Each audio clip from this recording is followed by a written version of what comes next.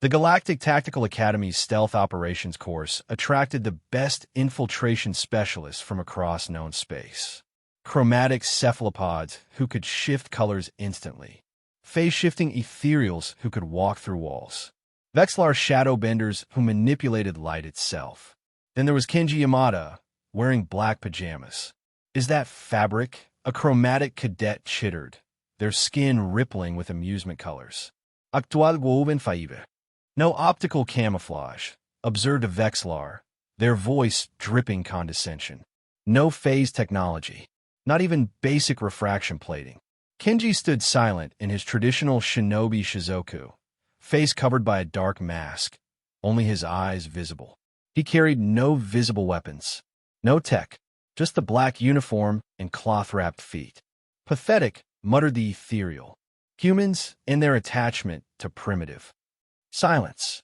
Instructor Crothvin's voice cut through the mockery like a blade. The veteran Thoraxian's eyes glowed dangerously. "You're looking at a ninja.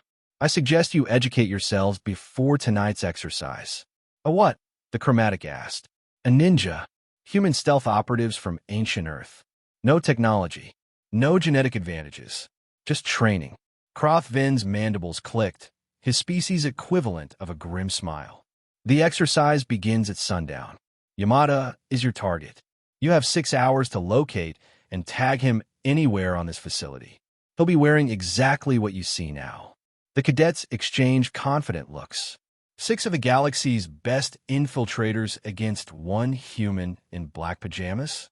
This would be over in minutes. It wasn't.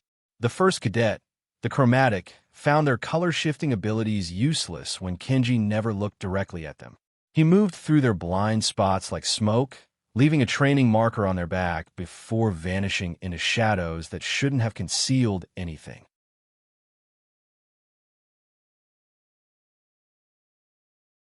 The Vexlar lost track of him in a corridor with nowhere to hide.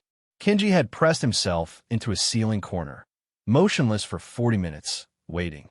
The marker appeared on the Vexlar's shoulder like a ghost touch. The ethereal phased through walls, certain of their advantage. They found Kenji's uniform crumpled in a storage room. While they investigated, he dropped from a ventilation shaft behind them, wearing only the mask and dark underlayer, and marked them before they could shift. By hour 4, all 6 cadets were tagged. None had even seen Kenji clearly. They found him waiting in the debriefing room, seated in meditation pose, as if he'd been there the entire time. Instructor Crothvin addressed the humbled class. "You relied on technology, on biological advantages. Yamada relied on something older, patience, observation, and understanding that the best camouflage isn't invisibility. It's being exactly where no one thinks to look." "But how?" the chromatic demanded. "We have every evolutionary advantage." "You have advantages," Crothvin agreed. "Ninjas have something else. Centuries of tradition teaching humans how to be invisible without technology. They learned to control breath, heartbeat, even their scent. They mastered using environment, psychology, and timing." Kenji finally spoke, his voice quiet but clear.